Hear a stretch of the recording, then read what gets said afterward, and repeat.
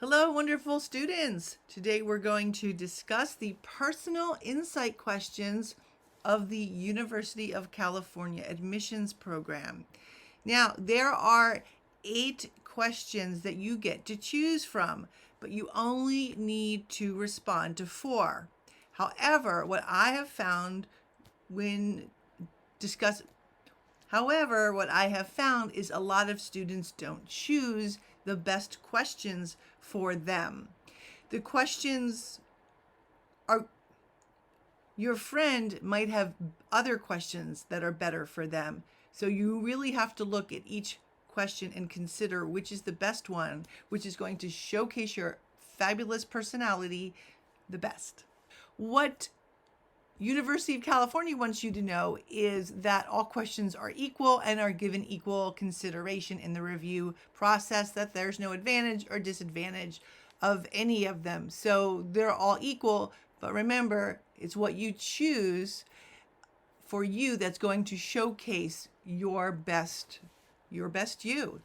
Number 1 is describe an example of your leadership experience in which you have positively influenced others, helped resolve disputes, and contributed to group efforts over time.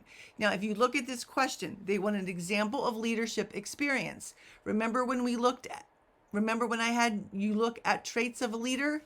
Bam, that's what you're going to look at. You're going to look at those traits of the leader that should be somewhere in your 20 trait list, and you're going to draw those out and you're going to provide actual examples. Now, what they want you to do is that trait, those leadership traits, the first part of the question is how you personally positively influenced others. That could be, in your case, another student. Okay, helped resolve disputes or contributed to group efforts over time. Choose one of them because that's the or. So either how you positively influenced others, you helped resolve disputes, or contributed to group efforts over time. Now, if you haven't done any of these things, then this is not the question for you.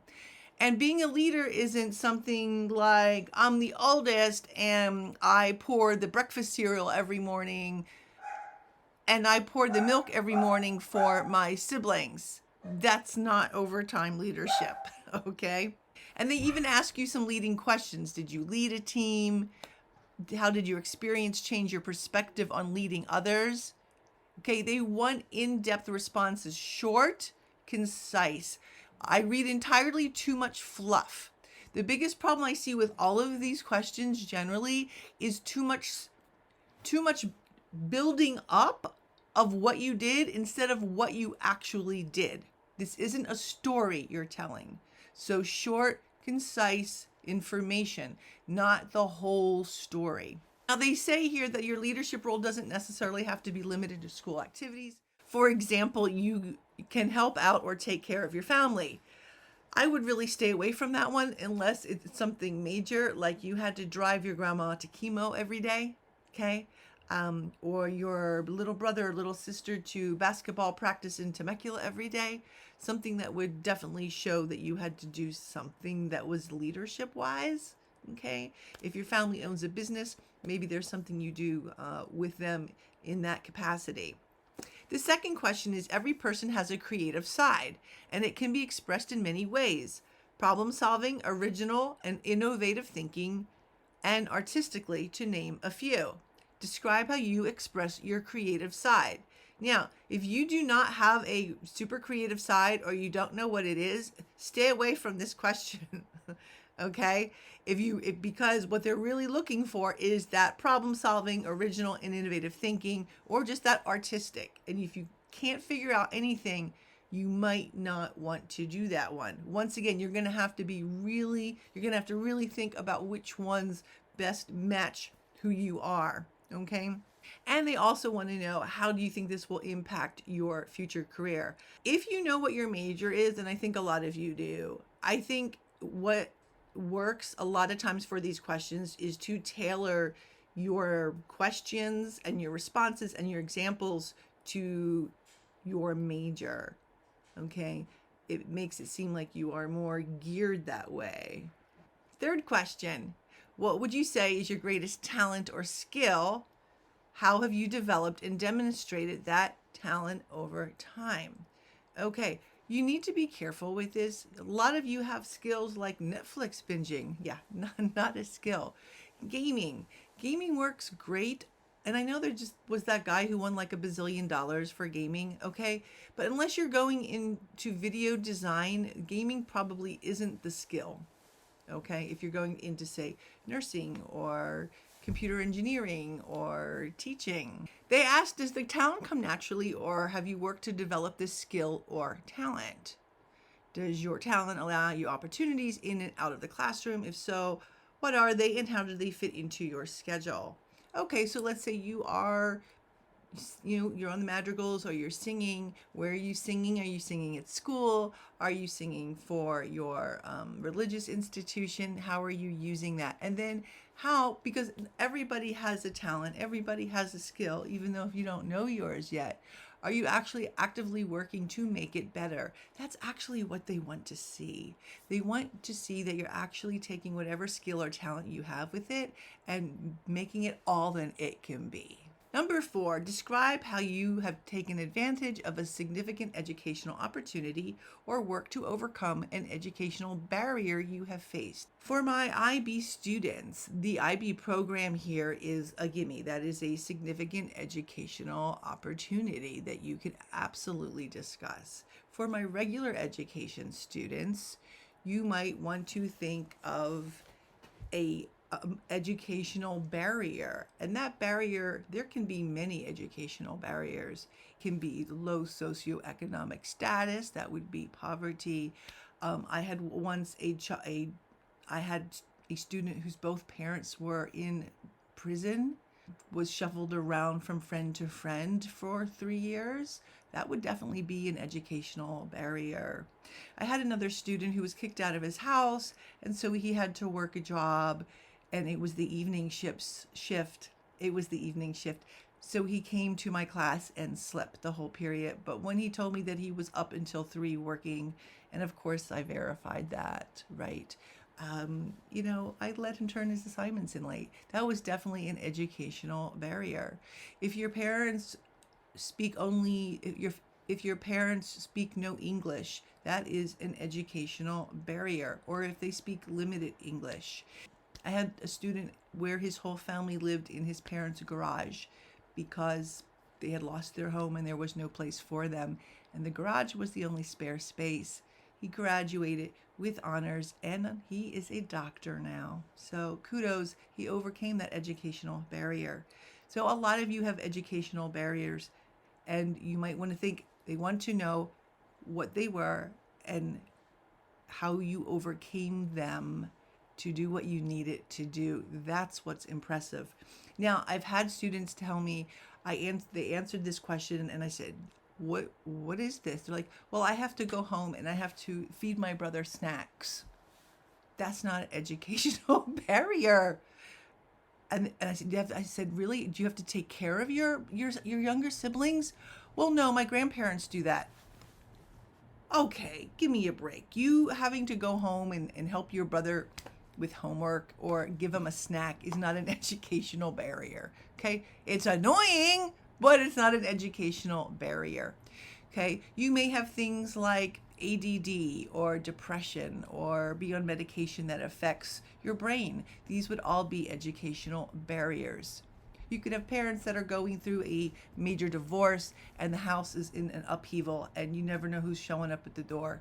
That would all be things that would cause a lot of trauma in your life. That would be educational barriers. And most importantly, they want you're going to look at your traits, because you're going to look at your traits for all of these, and you're going to see how you are actively working to overcome them, and how you are becoming a better person. Because in reality, everybody had educational barriers. Everybody in some way. There's very few people who have none. Okay. 5, describe the most significant challenge you have faced and the steps you have taken to overcome the challenge. You can see how these questions are going, right? How has this challenge affected your academic achievement? There's so many different challenges in life. I just named a whole bunch of them, okay? They want to know what your challenge was. Now, you need to tread carefully here. What is a challenge to you, a teenager, is not necessarily a challenge to an adult or the person reading your personal insight question, correct? You might want to run by that challenge to, say, me, a teacher, okay? Not your friend, especially if they're the same age. And I'll tell you, yeah, that was a challenge, or no, that's not a challenge. I've had some students give me some weird challenges that I did not think were challenges at all. So if you don't know, just email me. Is this a challenge or is this not a challenge? And once again, with that challenge, they want to know, just like with the interviews, how are actively overcoming it to become this better person. 6, think about an academic subject that inspires you. Lunch is not an academic subject. Although lunch is very inspiring, that I agree with. Describe how you have furthered this interest inside or outside of the classroom. So if you're one of my IB students, a lot of you have certain academic subjects you absolutely adore and love. So this is actually a good question for you. But I also have IB students who don't like any of their classes. In that case, don't choose this one, okay? And for my regular education students, you can have subjects that you absolutely love and adore. Why do you love and adore it? What about it? And if you tell them it's the teacher, that's not really what they're looking for. They're not looking for the person that inspires you. They're looking for the subject. So they want you to describe how you have furthered this interest inside or outside of the classroom. So once again, you want to tailor this to the major that you think you will pursue. 7, what have you done to make your school or your community a better place? Okay, if you are doing a lot for a community, this is definitely going to be a gimme, okay? I know IB students have to do a lot of community service, but community service isn't actually required at our school for graduating seniors like it is in many, many other schools in California and across the nation. You need to figure out if this is a question that you can answer. Now, making your school or your community. So let's say you are in a club, which is why they always tell you to join clubs, right? In 9th, 10th, which is why they always tell you to join clubs, because if you are in a club, oftentimes those activities like ASB, or there's so many different clubs we have on campus, will help it make a better place. But you have to tell them why and how it made a better place, okay? And they also want to know what your inspiration was. What did you learn from what you did? And if it's something perhaps that you can take out to the wider world. So once again, they're really looking for depth of insight here. They don't want hackneyed phrases. Once again, that's why I had you take all of those tests, because you can just plug in those words to reveal how fabulous you are. Number 8, beyond what has already been shared in your application, what do you believe makes you stand out as a strong candidate for the admissions to the University of California? That sounds a lot like the interview question, what sets you apart from everybody else?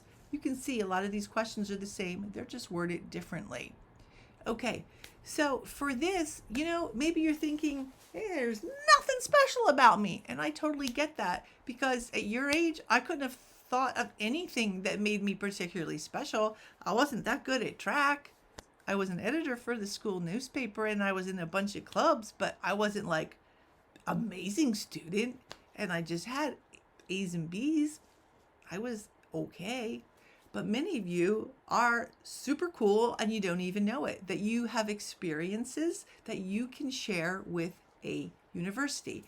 And this question really is about the University of California is asking you, what can you bring to us?